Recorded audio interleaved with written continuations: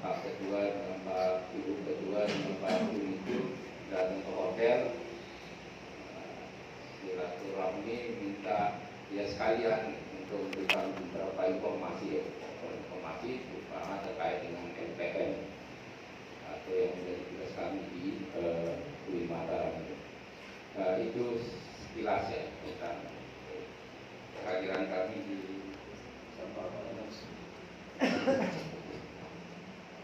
Nah, kebetulan dari kemarin sudah saya keliling ke Kemenag, kemudian ke Eman, MTS, sama KUA. Mungkin hari ini target saya yang pertama itu ke SKI Samawa, kemudian nanti ke Bawaslu. Kebetulan ada alumni Mataram juga di Bawaslu, kemudian di KUA juga belum selesai. Rencananya itu sampai ke ini sebenarnya ke Dompu. Cuma kalau sampai ke Dompu kayak itu kejauhan, karena besok itu harus balik dan ada beberapa agenda yang harus kami selesaikan juga di kampus itu. Dan kemarin juga ada visitasi di kampus untuk pembukaan prodi baru. Ada prodi kewirausahaan dan hukum bisnis. Nah, itu yang kebetulan kemarin itu divisitasi oleh Kemendikbud. Nah, tetap saja pertanyaannya itu tentang SPMI, sehingga WR1 tidak membolehkan sebenarnya itu saya berangkat, tapi karena suratnya itu sudah ditandatangani oleh WR2 untuk pergian ke Sumbawa, saya udahlah saya wakilkan ke teman-teman yang ada di kampus saja untuk menjawab beberapa pertanyaan terkait dengan SPM di dalam ruangan. Kemudian yang lainnya, malam kemarin Pak Ketua itu ada Zoom, ya, Zoom dengan forum presidium Lembaga Penjaminan Mutu PTKIN. Yang menjadi hajat kami untuk Zoom itu mempersiapkan beberapa agenda terkait dengan masa transisi, peralihan tanggung jawab untuk akreditasi dari BAN PT ke elang-elang ini, dan banyak menyisakan masalah, apalagi di PTKIS, di PTKIN sendiri banyak bermasalah terkait dengan akreditasi ini. Jadi informasi, karena seringkali saya dihubungi sama teman LPM yang lainnya, saya sudah divisitasi dari 2020 sampai sekarang belum keluar SK maupun sertifikatnya, ya. Sementara kami mau meluluskan, bagaimana solusinya? Belum lagi yang sudah submit tapi sampai sekarang nggak keluar jadwalnya kapan kami divisitasi. Ini berapa problem? Belum lagi ada yang kena PEPA, ya. Itu banyak sekali. UIN Syarif Hidayatullah, UIN Sunan Ampel, UIN yang besar ini kena PEPA itu, ya. Belum lagi teman-teman yang mengalami transformasi dari IAIN ke UIN. Nah, ini dievaluasi, dipantau oleh BAN PT, semua datanya, sehingga tidak bisa diperpanjang akreditasinya. Ini problematika yang terjadi di PTKIN, prodi-prodi di PTKIN terkait dengan akreditasi. Nah, ini yang mau kita agendakan untuk mempertemukan antara pihak BAN PT, kemudian Pangkalan Data Dikti, kemudian Kemenang. Bagaimana menyelesaikan problem ini? Karena yang kita khawatirkan tadi, ada yang mau wisuda, nggak berani meluluskan kalau belum jelas status akreditasi dari prodi itu. Kalau meluluskan dalam kondisi nggak jelas itu kan dihadapkan ke persoalan hukum nanti. Tapi kita mau tunda, ini berhadapan dengan mahasiswa. Kenapa kami ditunda? Ini kan yang kita hadapi. Kalau kita didemonstrasi oleh mahasiswa, kita nggak beres bekerja. Sampai dengan 5 tahun dari kemarin sempat mengalami hal tersebut. Makanya dekan di Tarbiyah di Mataram itu pusing. Apa yang harus saya lakukan kalau ini tidak keluar status akreditasi untuk PGRI-nya? Sementara mahasiswa ini sudah siap-siap untuk sudah melapor, mungkin sudah pegawai juga di rumahnya. Tiba-tiba kalau ditunda, ini kan repot, ya, menghadapi mahasiswa yang demonstrasi. Nah, ini beberapa persoalan yang muncul dengan adanya peralihan dari tanggung jawaban PT ke ulang itu. Nah, sekarang ini ulang yang sudah terbentuk itu ada 4 itu. ada Lamdik, ada Lamemba, ada Lamsa, L5, ada Lamimbokom, kemudian ada Lam Teknik. Itu lam-lam yang sudah berdiri sekarang, ya. Nah, di bunyi aturan itu pernah dibaca bunyi aturan Bank PT nomor 19 2022 itu, jadi sudah masuk, ya. Prodi-prodi yang masuk dalam lingkup lam ini apa saja? Nah, situ sudah masuk. Makanya ini prodi yang ada di sini nanti dicek aja, sudah masuk tidak dalam lingkup lam itu. Ya. Jika kalau sudah masuk dalam lingkup lam itu, maka siap-siap mau reakreditasi itu menyiapkan dana, ya. Karena dengan adanya lam sebagai tempat kita untuk mengajukan reakreditasi, maka tanggung jawab pendanaan itu sudah jelas, itu berapa banyak yang harus kita sediakan, gitu kan. Nah, tetapi bagi prodi yang belum masuk dalam lam itu masih ditangani oleh Bank PT. Ini yang kita siapkan kemarin kan, supaya lam-lam keagamaan ini cepat muncul, supaya prodi-prodi yang ada nuansa keagamaan itu dia nanti diakreditasi oleh lam keagamaan itu. Tapi yang menjadi problem kemarin itu, lam keagamaan itu tidak boleh berada di bawah Kemenak. Nah, itu problemnya, ya. Jadi Kemenak itu tidak dipercaya untuk mengurus lam. Nah, itu problemnya. Sehingga pilihannya, kalau mau bentuk lam keagamaan itu, satu harus di bawah pemerintah, dalam hal ini Kemendikbud. Yang kedua di bawah masyarakat. Jadi ada asosiasi keilmuan yang boleh membentuk lam itu. Nah, itu terjadi perdebatannya di situ. Nah, karena apa? Karena kata teman-teman di Kementerian Agama, tidak rela kalau uang Kementerian Agama itu dinikmati oleh teman-teman yang Kemendikbud, karena asesornya itu dari Kemendikbud. Itu problemnya, ya. Nah, belum lagi aturan-aturan teknis yang dikeluarkan oleh Bank PT itu tidak banyak yang mencermatinya. Misalnya yang kena PEVA itu, kita submit borang, kita nunggu tidak keluar-keluar, apalagi masalah jadwal visitasi, surat keterangan terakreditasi sementara yang biasanya dikeluarkan oleh Bank PT, begitu borang kita diterima itu nggak keluar-keluar. Kenapa? Karena Bank PT itu sudah membuat aturan main di situ. Nah, syukur kita tidak ada yang kena PEVA misalnya di koalisi kita ini. Ini yang banyak perguruan tinggi atau PT KIN yang besar-besar itu banyak kena PEVA di situ. Saya bilang tadi misalnya UIN Sari Hidayatullah, UIN Sunan Ampel, banyak kena PEVA. Karena dipantau di datanya itu untuk perpanjangan otomatis itu, ya. Karena bahasanya itu kan dipantau di PDDT-nya. Ini kalau bermasalah rasio dosen, bermasalah perkembangan jumlah mahasiswa atau jumlah lulusannya lebih dari 20%, itu akan kena PEVA. Nah, itu dipantau, kemudian tadi tidak bisa diberikan perpanjangan otomatis karena mereka berharap begitu, karena sudah mendapat A, sehingga ngapain saya mengajukan reakreditasi, kira-kira begitu, sehingga berharap kemudian tadi ada perpanjangan otomatis tadi. Tapi begitu dipantau bermasalah di datanya, tidak keluar-keluar, kena PEVA tadi, disuruh buat borang LEK itu. Nah, tapi karena tadi dia tidak paham, dia tidak pernah secara mungkin fokus memperhatikan aturan main yang dikeluarkan oleh Bank PT itu, dia menunggu begitu saja sampai akhirnya kadaluarsa prodinya. Karena bunyi aturannya di Bank PT itu, bagi prodi yang kena PEVA kemudian submit borangnya, kalau prodi itu kadaluarsanya 31 Maret dan seterusnya, maka meskipun dia sudah mengajukan borang PEVA-nya tadi, tidak akan ditindaklanjuti oleh Bank PT karena sudah diserahkan ke 6 prodi-prodi itu. Kalau misalnya itu prodi itu masuk dalam lingkup lam itu. Nah, itu bunyi aturannya. Tapi kalau prodi yang mengajukan borang reakreditasi, bukan tadi ya, borang PEVA itu akan dilanjutkan oleh Bank PT di situ.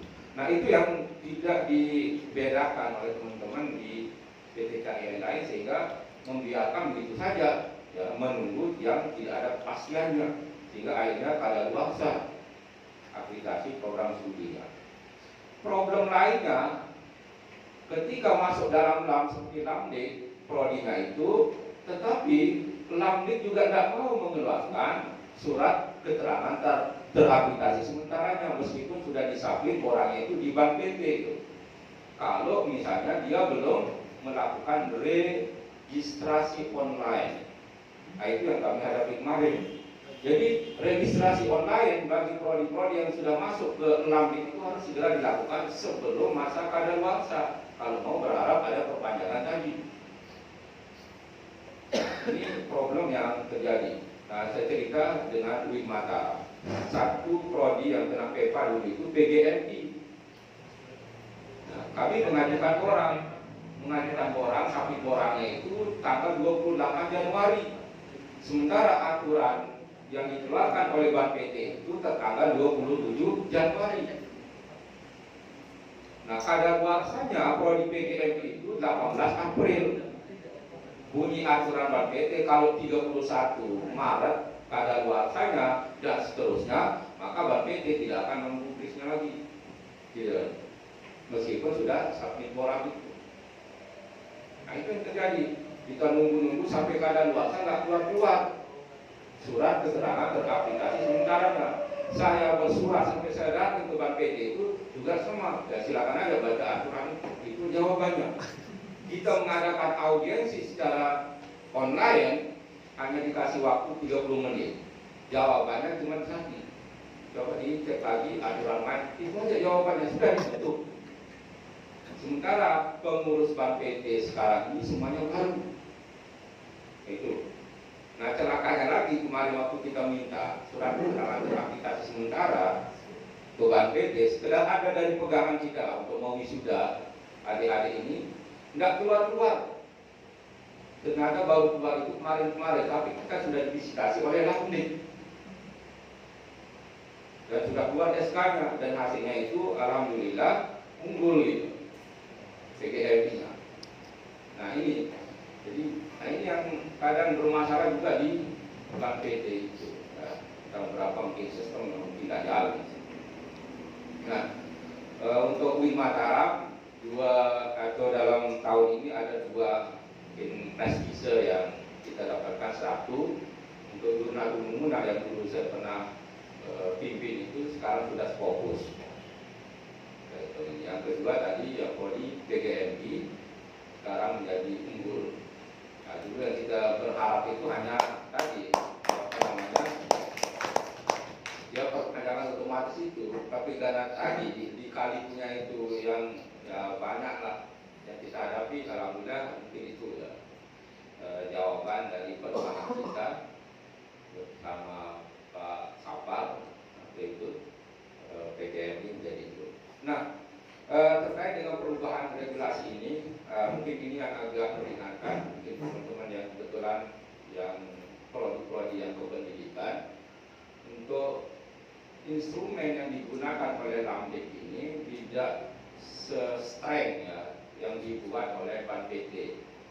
Nah, bedanya ini ibaratnya kalau Bank PT menggunakan instrumen itu satu untuk semuanya. Ya, jadi untuk semua prodi itu satu bentuk instrumennya.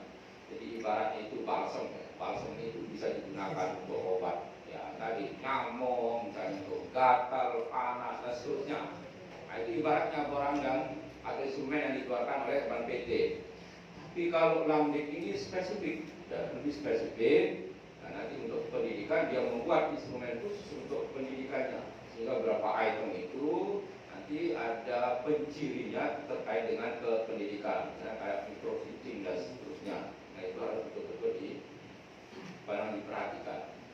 Cuman ya tadi enaknya sekarang ini tidak ada namanya persyaratan khusus itu untuk mendapatkan aplikasi baik dari baik sekali maupun unggul itu.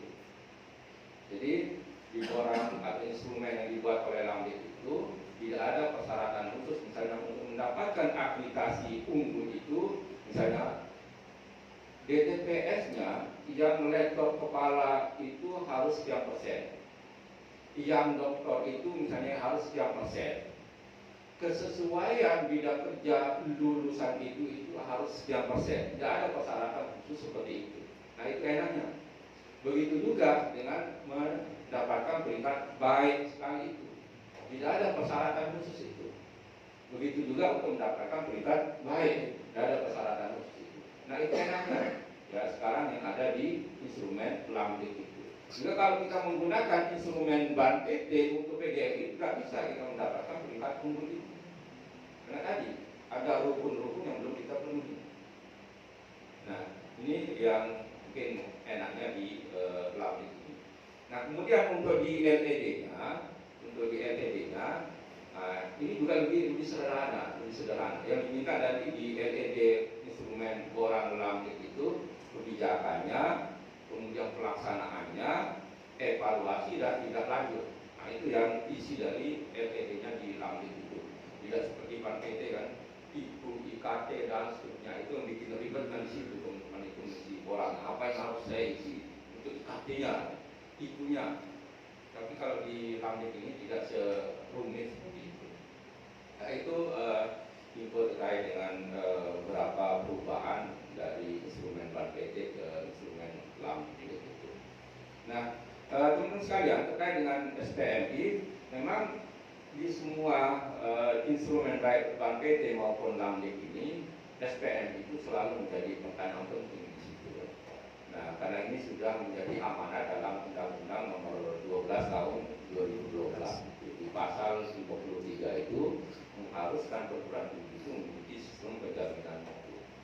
Nah, sistem penjaminan mutu itu tentu di situ ada dua, ya. Ada sistem penjaminan mutu internal yang dikembangkan oleh perguruan tinggi itu sendiri, kemudian sistem penjaminan mutu eksternal nanti yang bisa dilakukan melalui mekanisme misalnya aplikasi entah oleh LAM, entah oleh BAN PT atau mungkin lembaga-lembaga aplikasi internasionalnya. Nah, untuk yang sistem penjaminan mutu internalnya ini yang perlu kita perhatikan ya di perguruan tinggi yang perlu kita kembangkan. Beberapa item yang diminta di dalam SPM itu, yang pertama itu keberadaan dari organnya, ya organnya. Makanya ini karena sudah ada ya kampus penjaminan mutu di Stay Samawa ini, kampusnya ini betul-betul harus gesit sudah ya memahami tentang beberapa hal yang terkait dengan SPMI-nya itu. Nah itu untuk yang pertama sudah ada, misalnya ada organnya, nanti kita ditunjukkan saja misalnya ada SK pembentukan dari organ itu. Yang masalah strukturnya mungkin nanti ada kepala pusatnya, kemudian yang lain mungkin divisi-divisinya yang perlu dibentuk ya. Mungkin ada divisi yang menangani pengembangan standarnya, ada divisi yang menangani misalnya auditnya, ada mungkin divisi yang menangani akreditasinya itu silakan, ada divisi yang menangani misalnya pengembangan kurikulumnya juga silakan. Jadi silakan dikreasikan saja oleh Pak Ketua di sini terkait dengan keberadaan struktur dari organ penjaminan mutunya supaya nanti enak ya teman-teman siapa yang akan mengurus ini tentang itu. Oke, jadi itu. Yang kedua yang diminta itu keberadaan dokumennya, ya dokumen dari SPMI. Nah, saya sudah jelaskan dari dulu bahwa dokumen SPMI yang menjadi dokumen induknya itu kan ada 4 di belakang. Nanti harus ada dokumen kebijakan mutunya. Ya, kita ini punya kebijakan mungkin mutu tidak hanya akademik tapi juga misalnya bisa mutu non akademiknya. Nah, seperti apa mutu akademik dan non akademik yang mau kita jadikan sebagai target, nanti kita dibuat kebijakannya, tentu nanti berangkat dari visi-visi apa perguruan tinggi itu seperti apa. Ya. Oke, kemudian berikutnya ada dokumen manual mutunya. Ya, jadi manual mutu itu bisa kita gambarkan itu seperti kita membeli mobil atau motor. Nah, nanti ada di situ petunjuk dari bagaimana mengoperasionalkan motor atau mobil itu ibaratnya manualnya itu ya. Jadi kalau ini bermasalah, oh ini harus dilakukan ini dan seterusnya. Jadi ada semacam pedoman kita untuk melakukan sesuatu. Ya, itu manual ya, yang akan nanti ditindaklanjuti menjadi SOP gitu, ya SOP ya. Jadi misalnya ketika mau menentukan misalnya itu perkuliahan bagaimana langkah-langkah itu, misalnya entah kepala atau ketua program studi menentukan jadwal, menentukan dosen-dosen yang akan mengampu mata kuliah, kira-kira begitu ya, manual itu ya. Mungkin pertama Kapolri itu harus mengidentifikasi keahlian dari masing-masing DTPS-nya.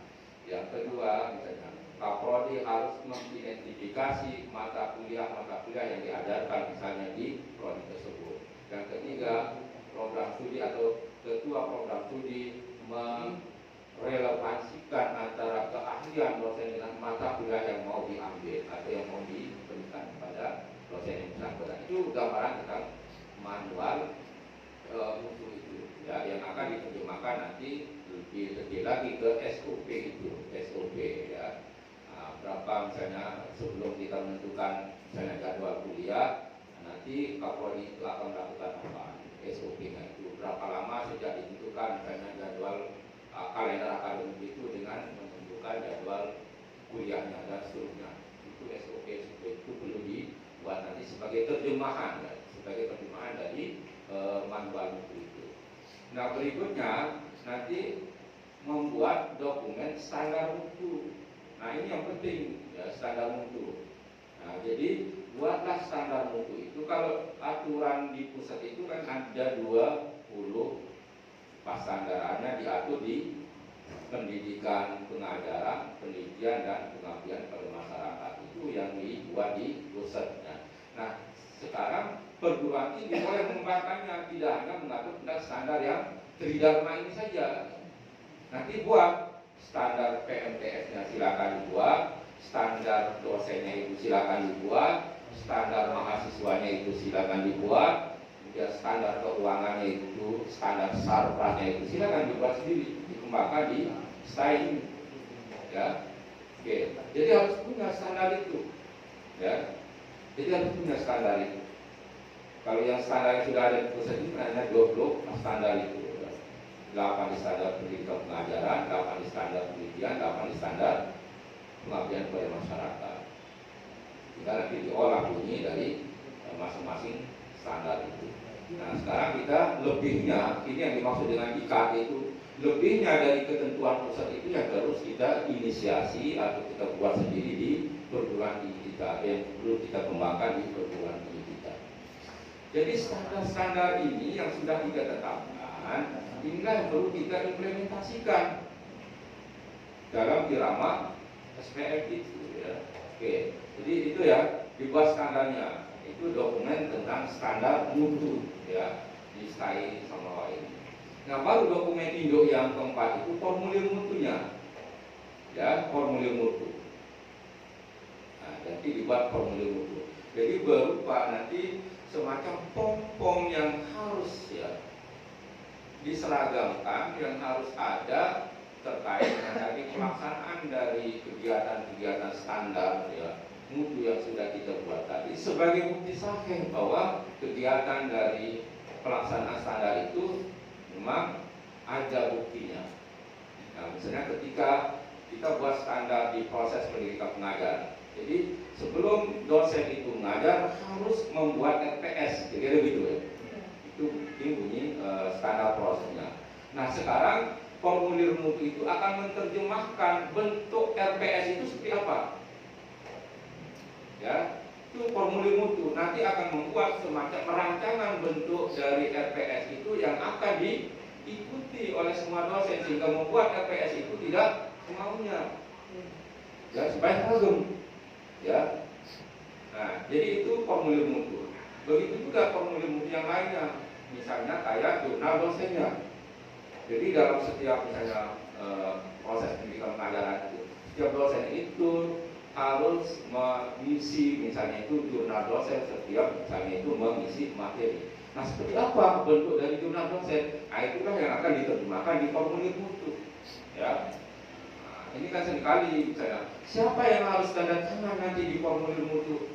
Misalnya kayak di jurnal dosen itu, apakah cukup dosen dengan kapolrinya atau sampai ke ketua atau wakil ketua satu? Nah, silakan nanti perguruan tinggi yang akan menetapkannya di situ. Nah, di UI Mataram misalnya untuk RPS-nya itu ada sampai konsorsium keilmuannya. Jadi jangan sampai semuanya ada tanda tangan dekan, kasihan kan? Kalau sampai dekan harus tanda tangan RPS, ya. Sementara yang lainnya juga dia harus tanda tangan. Nah sudah, ya cukup misalnya dosen sama kaprodinya saja. Nah ini contoh dari formulir mutu itu yang akan menjadi nanti bukti sahih bahwa itu pernah dilakukan, nanti berubah ada pengisian dari formulir mutu itu. Ya, mungkin tadi pendaftaran proposal seperti apa formnya, pendaftaran ujian skripsi seperti apa formnya, itu yang harus dimainkan di dalam formulir mutu itu. Pendaftaran mahasiswa baru. Pokoknya semua dokumen-dokumen yang ada sangkut pautnya dengan form itu harus diterjemahkan supaya seragam dalam bentuk dokumen formulir mutu itu. Ya, nah ini harus kerja keras di hapus ya, penjaminan lingkungan ya, untuk menginisiasi terbentuknya 4 dokumen induk dari SPM. Jadi itu ya yang kedua. Yang kita dalam SPM, implementasi SPM itu punya organnya ya, yang bisa dibentuk berdasarkan SK mungkin kedua atau SK yayasan silakan. Yang kedua harus memiliki dokumen induk SPM ini. Ya, nah, nanti bisa sampai dilihat di internet contoh-contoh yang punya perguruan tinggi lain. Mungkin tidak seideal yang sudah mungkin mapan perguruan tingginya, dan kalau tidak item-itemnya itu sudah kita miliki. Misalnya di setiap tadi kalau standar yang dibuat oleh pemerintah itu kan sudah jelas ya. Ada 24 standar itu dalam hal itu. Nanti tinggal dikembangkan saja sesuai dengan kebutuhan. Oke, begitu. Nah, berikutnya kalau sudah dokumen induk itu terbentuk, maka yang diminta itu masalah implementasinya. Ya, praktek bukti sahih implementasi dari SPMI-nya. Nah, itu yang diminta. Tadi misalnya sudah kita buat standarnya. Bagaimana pelaksanaan dari standar yang sudah dibuat itu? Nah, itu yang perlu nanti diperhatikan. Tadi misalnya ketika kita buat masalah standar PMTS-nya, visi kita itu misalnya harus ada visi keilmuan, mengandung misalnya itu visi kelembagaan, ya. Nah, silakan. Jadi dibuat apa visi keilmuan dari misalnya Stai Samawahi, ya. Apa visi kelembagaan, ya. Nah, misalnya kita mau kira-kira menggaungkan visi keilmuannya itu Stai Samawahi ini sebagai perguruan tinggi yang akan unggul dalam pengembangan keilmuan apa. Nah, kemudian tadi bisa membuat semacam wilayah atau zona keunggulan itu seperti apa, apakah tadi nasional atau internasional. Nah, bisa dibuat di situ ya. Jadi itu ya. Nah, cuman karena kita sekarang ini berada di bawah Kementerian Agama, Pendis itu sudah memberikan kita rambu-rambu tentang penyusunan dari visi misi di perguruan tinggi itu. Jika ada kata-kata tertentu yang harus muncul dalam perumusan visi misi di perguruan tinggi agama ini, antara lain misalnya moderasi beragama, berakhlakul karimah. Itu kata-kata yang selalu harus ada katanya di visi perguruan tinggi agama. Oke, nah jadi itu ya, implementasi dari standar itu perlu dilakukan. Misalnya ketika buat tadi ya, setiap dosen misalnya sebelum mengajar harus membuat RPS. Nah sekarang harus diimplementasikan oleh Kapolri, membuat misalnya pengumuman, ya, membuat kebijakan bahwa setiap dosen sebelum mulai untuk perkuliahan itu harus menyerahkan misalnya itu RPS-nya ke prodi. Dibuat misalnya tadi ya ketentuan-ketentuan. Nah, itu bagian dari contoh mengimplementasikan dari standar SPM itu. Kemudian misalnya harus memiliki pedoman akademik. Nah, itu pedoman akademik itu bisa menjadi bagian atau contoh dari implementasi SPMI di standar pendidikan pengajarannya. Membuat misalnya pedoman penulisan skripsi, itu juga bagian dari implementasi SPMI pada standar pendidikan dan pengajaran. Membuat misalnya seminar, workshop yang ada sangkut pautnya dengan kependidikan pengajaran, itu bagian dari implementasi SPMI pada standar pendidikan dan pengajaran. Jadi bunyi standar-standar yang sudah dibuatkan di dalam tadi ya, dokumen Indo SPMI terkait dengan standar itu sekarang perlu diterjemahkan atau perlu diimplementasikan, bentuk-bentuk kegiatannya itu apa ya. Nah, antara lain seperti ini juga bagian dari implementasi ya. Cuma yang perlu nanti merapikan dokumentasinya gitu ya. Merapikan dokumentasinya. Nah, makanya ya nanti harus ya enggak apa-apa marah-marah kepala pusat jaminan mutunya ya. Kan di sana harus mengawal standar-standar itu terlaksana atau tidak, kemudian dokumentasi dari standar-standar itu harus dikawal. Ya sama dengan saya juga begitu, bisa marah-marah. Nah, jadi saya contoh kemarin itu saya marahin ke unit kerjasamanya. Unit kerjasamanya ini sudah ada. Kalau misalnya di grup WA itu berseliweran untuk oh ini sedang MOU, oh ini sedang MOU. Saya tanya kan, nah, saya kebetulan dalam rangka ini juga survei kepuasan mitra kerjasama, saya cari data kan ke unit kerjasama. Tolong berikan saya itu data terkait dengan mana institusi yang sudah ber-MOU dengan Uin Mataram, mana yang menindaklanjuti MOU itu menjadi PKS, perjanjian kerjasama, mana institusi yang melanjutkan PKS itu menjadi kegiatan bersama. Itu saya minta. Karena tadi saya ingin uji juga apakah dia tadi responsif tidak terhadap kegiatan-kegiatan foto yang berseliweran, Pak. Misalnya Pak Rektor sedang MOU dengan ini, atau ada dari misalnya perguruan tinggi lain datang ke Uin Mataram, tiba-tiba kita lihat misalnya di grup WA itu ini sedang MOU, ini sedang MOU. Nah, ini kita diberikan jawaban, ini yang melakukan ini. Justru itulah yang menjadi tanggung jawab unit kerjasama itu, bagaimana mengendalikan ya bahwa yang punya otoritas untuk melakukan atau menandatangani MOU itu satu pintu gitu. Artinya hanya rektor yang boleh melakukan MOU. Bukan semua fakultas, bukan semua unit yang boleh melakukan MOU. Karena sudah ada dokumennya. Ya, tentang pedoman kerjasama itu, bahwa MOU itu harus dilakukan melalui satu pintu gitu. Bukan sembarangan. Nah, itu yang saya minta. Mana datang? Ya. Kalau sekarang sudah fungsional, tidak ada lagi struktural, tapi kan fungsional tentang kerjasama gitu. Nah, itu kadang dia marah-marah juga gitu. Ternyata dia tidak respon terhadap tadi kegiatan-kegiatan itu yang menjadi bagian atau ada sangkut pautnya dengan kerjasama. Mestinya itu yang harus didata itu. Unit kerjasama ya, mana instansi yang pernah melakukan MOU ya, yang nasional, yang internasional maupun lokal. Nah, ini seringkali mereka itu ya tadi ini yang mau kita audit juga sebenarnya, kita audit. Jadi ini problemnya antara contoh ya, implementasi dari ada pedoman tapi dia tidak dijadikan sebagai acuan di dalam bertindak gitu. Ya, seperti tadi pedomannya bunyi MOU itu hanya satu pintu, hanya dilakukan oleh rektor.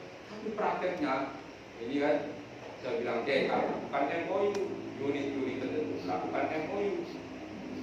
Nah, sementara kalau kita bicara soal aplikasi yang bisa diterima oleh asesor atau tadi instrumen BORA itu, kalau itu ada PKS dan ada kegiatannya kan gitu. Tapi kalau hanya terhenti pada MOU, tidak dianggap sebagai poin di situ. Lebih baik ada PKS, ada kegiatan bersamanya tanpa MOU, itu lebih terima daripada hanya MOU, tidak ada PKS, tidak ada kegiatan bersamanya.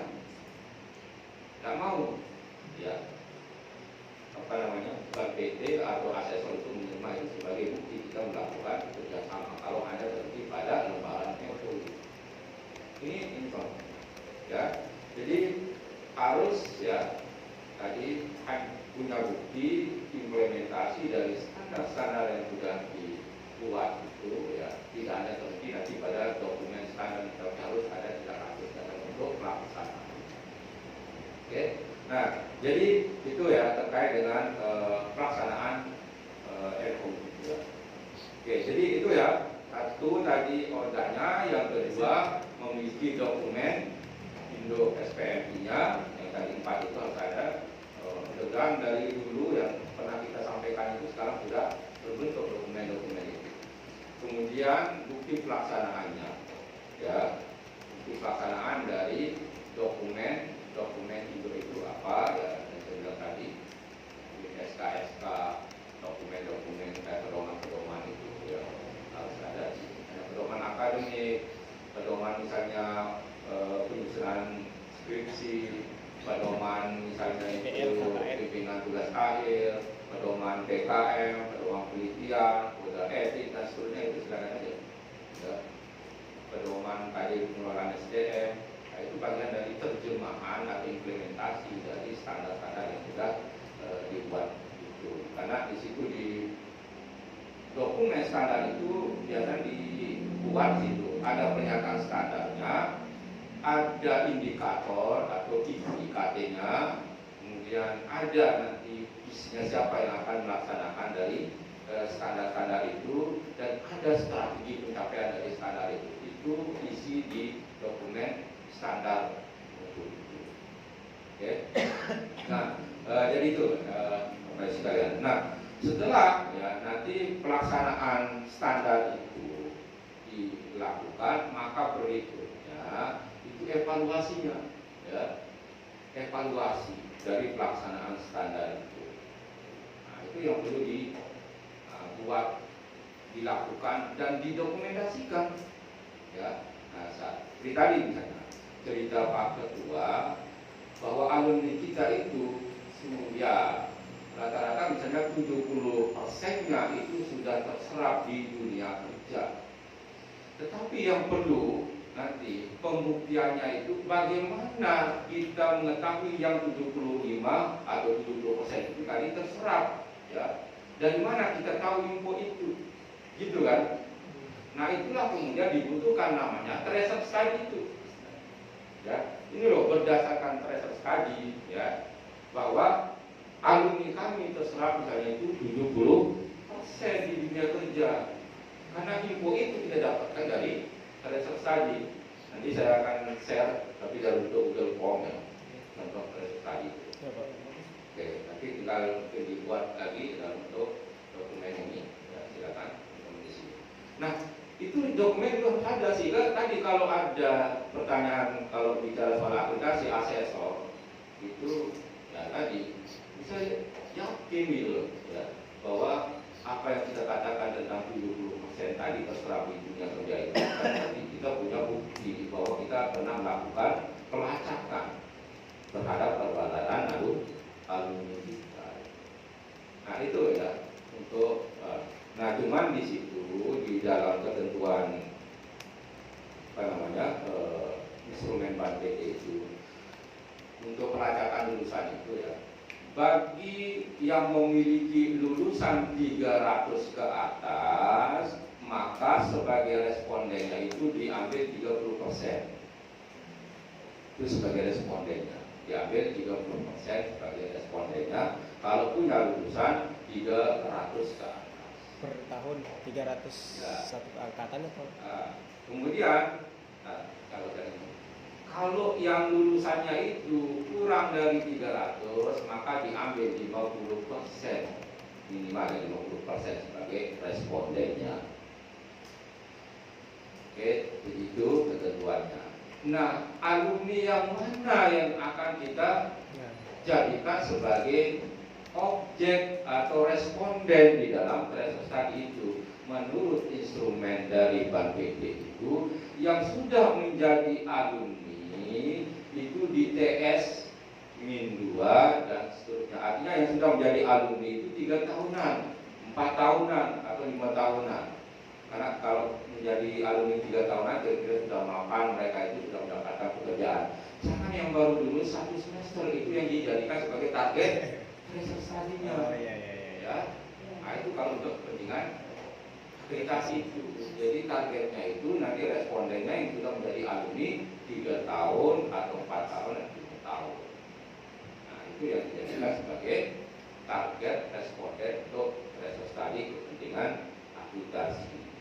Nah dengan ketentuan tadi kalau kita punya alumni pada TSTS itu 300-an, maka ambil sekitar 30%-nya. Tapi kalau kurang dari 300-an, ambil minimal 50%. Nah itu ya ketentuan dari Oke. Nah berikutnya, karena kita sudah membuat semua tadi ya standar mutu, maka usahakan ya semua standar itu ada ya kegiatan evaluasinya dalam bentuk survei-survei, terutama survei kepuasan ini. PMTS silakan lakukan surveinya. Tentang tekniknya atau tentang SDM-nya silakan lakukan survei, misalnya survei pengelolaan sumber daya. Ya, gimana menurut teman-teman yang sudah misalnya itu masuk menjadi bagian dari sivitas Tai Samawa ini tentang mungkin kebijakan, kepemimpinan ya, terkait dengan pengelolaan SDM-nya. Survei kepuasan misalnya layanan pendidikan pengajaran, mungkin kinerja dosennya, tanya ke mahasiswanya. Misalnya setiap semester selesai misalnya kita ujian puas survei mahasiswanya, di mana kepuasan mereka terhadap kinerja dosen yang mengajar. Kemudian survei layanan penelitiannya, survei misalnya layanan pengabdian kepada masyarakat. Ini saya nanti kasih contoh ya, silakan nanti bisa dikembangkan nanti di sini oleh teman-teman kampus ya penjaminan itu. Nah, jadi semua usahakan ya semua standar yang sudah kita buat itu dilakukan evaluasi antara lain melalui kegiatan survei. Jadi bentuk evaluasi di dalam SPM itu antara lain nanti ada AMI ya, audit mutu internal. Ya. Itu nanti lebih mengarah kepada pelaksanaan dari standar-standar mutu yang sudah kita buat tadi. Mereka lakukan dengan baik atau tidak standar-standar itu. Tadi misalnya ketika misalnya mengajar dosen harus membuat LPS, kita audit apakah Kaprodi itu mengumpulkan enggak LPS semua dosen itu sebelum mereka itu mengajar. Ada enggak bukti-bukti dia pernah mengumumkan kepada semua dosen itu untuk mengumpulkan LPS sebelum mulai mengajar. Itu yang kita audit ya. Makanya Kaprodi itu perlu mendokumentasikan ya, hal-hal seperti itu. Nah, termasuk kita juga melakukan survei ya, kepada mungkin dosennya terhadap kinerja Kaprodinya. Apakah Kaprodi itu misalnya tadi menetapkan dosen mengaku mata kuliah sesuai dengan bidang keahlian atau tidak? Apakah Kaprodi itu memberikan ya sebaran mata kuliah itu secara merata atau tidak? Artinya tentu berdasarkan tadi ya keahlian. Ya, jadi itu kegiatan-kegiatan evaluasi dari SPM itu. Jadi ada audit mutu internal yang kita lakukan sekali dalam setahun. Ya. Kemudian ada audit tindak lanjut. Jadi audit mutu internal yang sudah tadi ya kita lakukan, temuan-temuannya itu ya sudah kita berikan rekomendasi untuk perbaikan. Nah, apakah mereka itu melakukan usaha perbaikan atau tidak? Itu yang kita lakukan melalui audit tindak lanjutnya ya, untuk melihat kepatuhan mereka terhadap temuan yang sudah kita rekomendasikan itu mereka penuhi, perbaiki atau tidak. Audit tindak lanjut. Nah, kemudian bentuk dari kegiatan evaluasi itu adalah survei-survei ini ya. Ini bentuk dari evaluasi. Nah, survei ini lebih ke arah kepuasan dari tadi ya pengguna atau tadi mitra yang tadi yang sudah kita buat standar-standarnya. bagaimana kepuasan dosen, bagaimana kepuasan masyarakat, bagaimana kepuasan tadi ya mahasiswa. Ya. Jadi itu arah dari survei. Ya. Nah, jadi itu ada AMI, ada audit tindak lanjut, ada survei, ada namanya RTM. Itu bagian dari kegiatan evaluasi dari SPM itu. Ya. Jadi ada standar yang sudah dikeluarkan, ada pelaksanaannya, ada evaluasi dari pelaksanaan standar. Gitu. Oke. Jadi itu ya contoh dari kegiatan-kegiatan SPM pada aspek evaluasinya. Nah, apa fungsi dari RTM, rapat tinjauan manajemen? Jadi semua temuan-temuan yang tadi dari hasil AMI, dari hasil survei itu kita perlukan di situ. Ini loh hasil survei bahwa tingkat kepuasan mahasiswa terhadap kinerja dosennya itu seperti ini. Ya. Oh, ada yang tidak puas gara-gara misalnya ketidakpuasannya dosen itu jarang masuk. Ya. Karena masing-masing dosen itu kita evaluasi di situ. Kita tanya mahasiswanya, ya, berapa kali dia masuk, apakah dia memberikan rencana pembelajaran LPS-nya itu di awal bulan atau tidak. Kita kayak gitu. Nah, nanti setiap dosen itu kita kasih raportnya, ini loh penilaian dari mahasiswa. Jadi kita serahkan. Nah, itu juga perlu didokumentasikan. Dokumentasikan bahwa ya tadi kita pernah melakukan itu, evaluasi itu, dan pernah kita informasikan atau berikan hasil dari evaluasi melalui survei itu kepada masing-masing dosen, dan ada dokumentasinya. Nah, jadi di samping dosen yang tahu tentang kinerjanya, juga pimpinan tahu ya tentang kinerja dosennya, sehingga nanti dari hasil evaluasi ini kemudian ditindaklanjuti menjadi program apa. Ya, saya contohkan misalnya, jika di penelitian, ya, sekarang kita buatkan standar setiap dosen misalnya harus punya karya ilmiah setiap tahun, ya setiap tahun. Nah, setiap dosen harus punya penelitian setiap tahun. Pernah nggak misalnya dievaluasi atau tadi ditanya dosennya apakah sudah memenuhi standar itu atau tidak? Ya. Nah, ini nanti kalau misalnya ada yang belum atau yang tadi tidak punya, ini nantinya menjadi program. Ya, apa yang perlu kita lakukan supaya jangan sampai dosen tidak punya karya ilmiah, supaya standar tadi terpenuhi. Apakah problemnya kesulitan untuk menulis, kesulitan untuk membuat proposal, atau apa?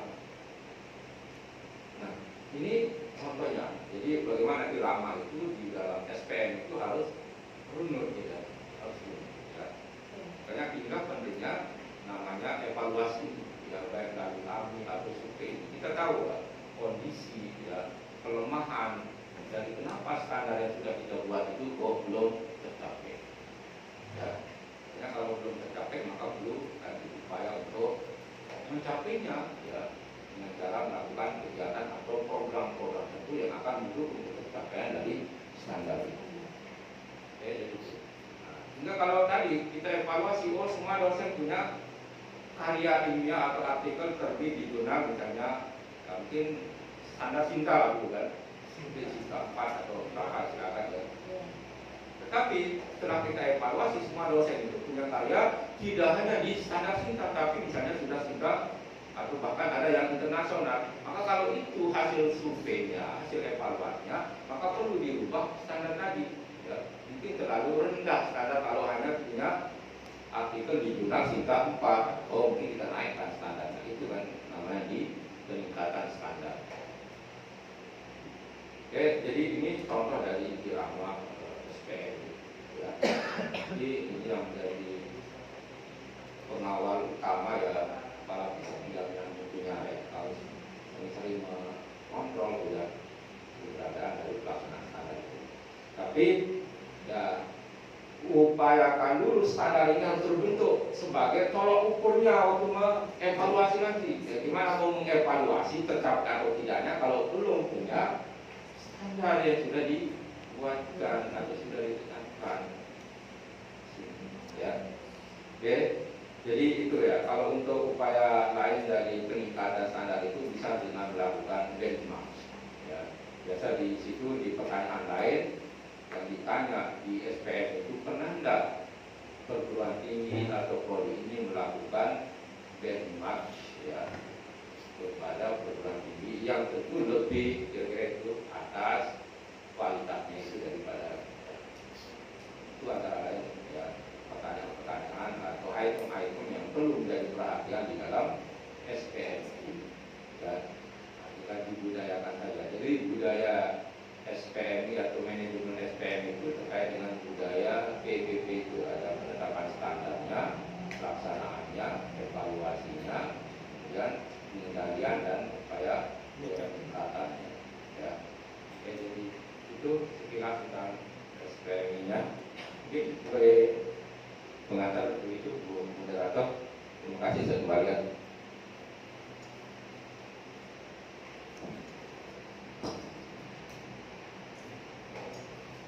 Baiklah, saya ucapkan banyak terima kasih kepada pengacara kita, yaitu Bapak Dr.